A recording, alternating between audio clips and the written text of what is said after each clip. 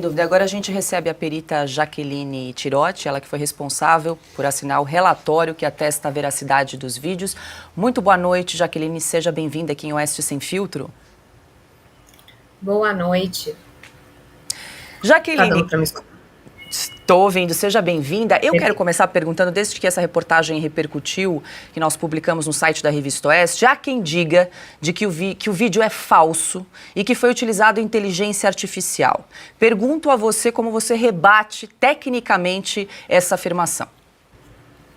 Bom, o vídeo foi analisado frame por frame, ou seja, quadro por quadro. Então, esse vídeo foi analisado cada quadro que compõe esse vídeo e as imagens foram analisadas a fim de detectar se havia alguma diferença ali no rosto do padre, ou então alguma máscara, algo que a gente pudesse detectar. Não foi detectado. Só que não fica só nisso, né? A gente fez o exame prosopográfico para verificar se realmente se tratava dele, se não era uma outra pessoa se passando por ele. Até poderia ser, né? A gente vê uma pessoa ali, idosa, mas se trata dele, as características faciais correspondem às características dele. Só que mesmo assim, né, em razão de toda a repercussão do vídeo, a gente fica querendo saber se realmente a gente tem segurança para afirmar. E assim eu fiz a investigação no Instagram dele, para ver o que aqueles objetos que aparecem no vídeo, né? Como eu fiz frame por frame, tem algumas partes em que há uma movimentação. E nessa movimentação aparecem móveis atrás do quadril do padre. Então, quando aparecem esses móveis, eu decidi verificar se havia esses móveis no Instagram, nas fotos que o padre compartilhava. E assim, eu e minha equipe olhamos 19 mil fotos. Ele tem 19 mil fotos no Instagram, então fomos vendo principalmente as fotos mais antigas e de 2019, que era a época do vídeo, e visualizamos tanto a santa, e não foi só essa santa, a gente viu vários santos, e essa foi a santa que se enquadrou ali. Não só a santa, se você observar, tem a santa, e ao lado tem um quadro prateado, que reflete também no vídeo. Então, santa, quadro, e o quadro pequeno, né? Não o quadro maior, eu não encontrei no Instagram dele. Mas isso não significa que não exista, né? Ele pode só não ter tirado uma foto daquele quadro. E também um outro que é o Jesus de Praga, que fica não só o boneco, não só o santo, mas ele fica numa capelinha. Então todos esses elementos foram visualizados no vídeo, além da porta, a pulseira correspondente a que ele usava. Então, além da análise prosopográfica, além das características faciais, dos vincos, a gente também encontrou elementos no ambiente. Ou seja, dificilmente alguém poderia reunir todos esses elementos, dificilmente, para não dizer impossível, de se reunir tudo isso no mesmo vídeo. E para isso a pessoa teria que conhecer a casa, teria que ter elementos para isso, o que não seria possível para uma pessoa comum. Então, isso, a alegação de deepfake não corresponde com o vídeo. Então, o vídeo ele não demonstra nenhum indício de deepfake e apresenta tanto a correspondência facial com o padre e as características ambientais que ele mesmo disponibilizou no Instagram. Então, foi assim que a gente conseguiu fechar a conclusão, excluindo esse deepfake, afastando o deepfake desse vídeo. Jaqueline, Silvio Navarro também tem uma pergunta. Certo. Boa noite, Jaqueline.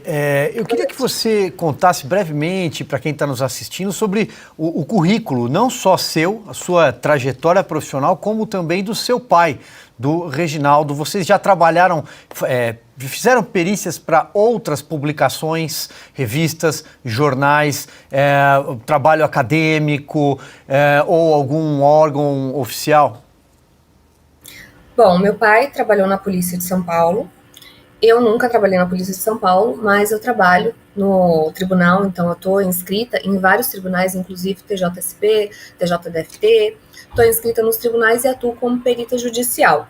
E o meu pai, ele faz as perícias para Veja, já fez para Veja, para Estadão, para algumas revistas, e eu sempre fiquei um pouquinho mais distante, até porque eu não gostava muito de me envolver nesses casos. Mas esse caso, em particular, eu verifiquei e eu não me importei de estar junto dele nesse caso, então a gente assinou em conjunto.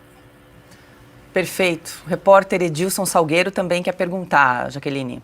Jaqueline, como é que foi o processo de quem te procurou, quem procurou a senhora para solicitar a perícia, quanto tempo demorou, como é que foram os contatos, para o leitor entender como é que se deu?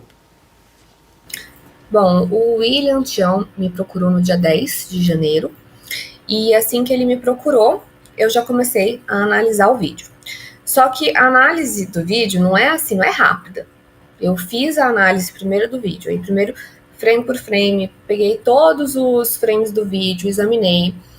Aí depois a gente viu as características prosopográficas, a gente procurou imagens do padre no Instagram, entre outros que a gente pudesse verificar manchas na pele, entre outras, os vincos. Então, tudo que a gente conseguiria verificar, as características faciais dele. E aí, num terceiro momento, a gente foi para a análise do ambiente. Porque eu vi foi o seguinte, primeiro que eu vi numa live dele e eu vi a porta. E aí eu pensei, deixa eu dar uma olhada no Instagram para ver se tem outros elementos. E aí eu comecei a pegar os frames, e são frames muito rápidos, são 10 frames, por exemplo, que é menos de 1 minuto, aliás, menos de 1 segundo, que às vezes aparece, por exemplo, móveis, então são características que dificilmente seriam colocadas. E quando a gente tem essa mudança facial, né, eu sabia que pareceria ser muito revisado e que questionariam muito essa possibilidade, né, até porque a gente não vê um corpo inteiro, a gente vê a mudança de face e órgão.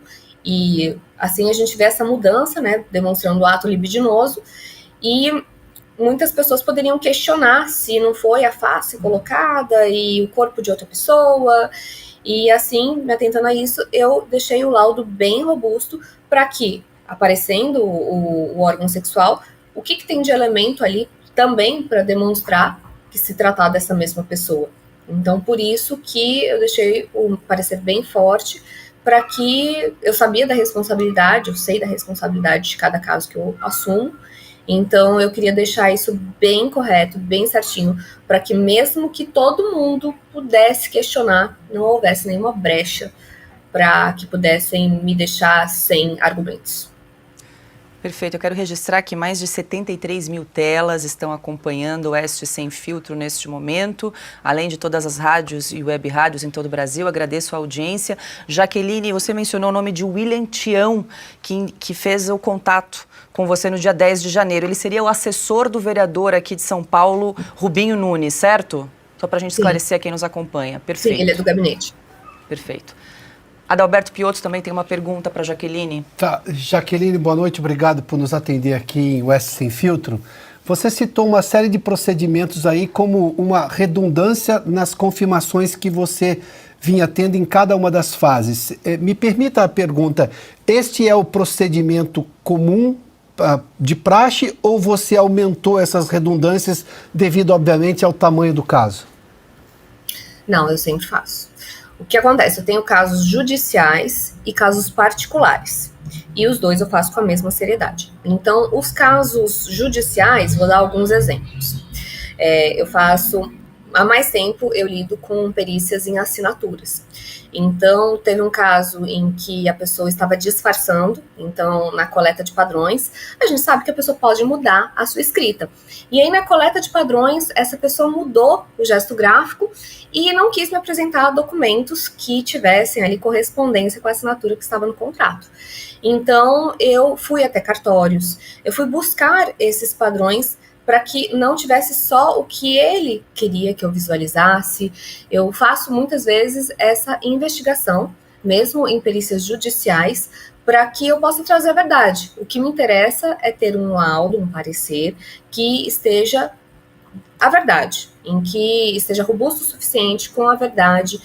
E para que isso seja feita a justiça. Então, por isso que eu fiz isso tanto na área judicial, quanto nas assistências, nos pareceres, e é o mesmo cuidado que eu teria com uma perícia também judicial, particular. A gente está conversando aqui com a perita Jaqueline Tirotti, ela que é responsável pela análise dos vídeos envolvendo o padre Júlio Lancelotti. Jaqueline, Augusto Nunes também quer perguntar. Boa noite, Jaqueline. Eu pergunto se vocês também têm recebido ameaças por causa da perícia. Olha, eu recebi muitas mensagens. Eu não consegui ler todas as mensagens, foram muitas. Eu vi minha foto, meu vídeo e várias coisas sobre mim em páginas como Brasil Fed Covid. E, inclusive, foi tudo publicado sem a minha autorização. E aí eu vi gente se organizando para tentar derrubar minha página, vi gente... Assim, ameaça eu não recordo de ter escutado uma ameaça, ou de ter visto alguma ameaça, mas o pessoal ficou muito questionando o meu trabalho, questionando a mim, até mesmo a cor do meu olho, se era dessa cor mesmo, falaram tanta coisa, eu vi tanta coisa que, assim, que não tem sentido. Mas foram hates, né? Parabéns. Sem dúvida, quase 75 mil telas nesse momento. Ana? Jaqueline, obrigada pela entrevista. Bom, eu ia fazer a mesma pergunta do Augusto, então eu vou trocar um pouquinho. Você, em todos esses casos, nessas perícias que você trabalhou, casos judiciais ou casos particulares, tudo isso é uma área, você trabalha com uma área extremamente técnica, né? Então, nesse processo todo de olhar frame a frame, quadro a quadro, nesse caso específico, houve algum momento ou há algum momento da perícia onde você coloca, assim, a última peça do quebra-cabeça, assim, bom, realmente essa pessoa do vídeo é essa pessoa que está sendo supostamente ligada ao vídeo. Há um momento chave, depois de você mexer em todas as peças, que você estabelece, olha, depois disso aqui não tem como refutar? Sim, foram 2 semanas. E nesse caso do padre, qual foi esse momento? Olha, foram 2 semanas. 2 semanas de muito trabalho no vídeo, verificando todos os frames, verificando as características do vídeo e fazendo a investigação no Instagram dele. E nessas 2 semanas, na primeira semana, a gente tinha encontrado só uma imagem de uma santa que era da mesma cor, mas a saia estava um pouquinho diferente. E aí a gente começa a pensar nas possibilidades. Mas será que não é a iluminação? Será que é algum jogo de luz? E antes eu estava até com uma outra santa, e quando a gente encontrou essa santa, eu consegui verificar as mesmas características, que se puder colocar a santa, eu demonstro aqui. A saia dela, que é aberta, e tem um coração, que aparece também. Então, essa santa bate. Além da santa, não é só a santa, né? Ao lado da santa tem um quadro prateado, que está inclinado, que também aparece na imagem questionada, no vídeo questionado. E esse conjunto de elementos aparece em 10 frames, não mais que isso. Então, se fosse alguém que colocou ali, será que colocariam só em 10 frames? Só para ficar bem sutil, assim? Não, isso está mais condizente com um descuido, um deslize de deixar aparecer, e não com uma pessoa querendo colocar esses elementos numa cena.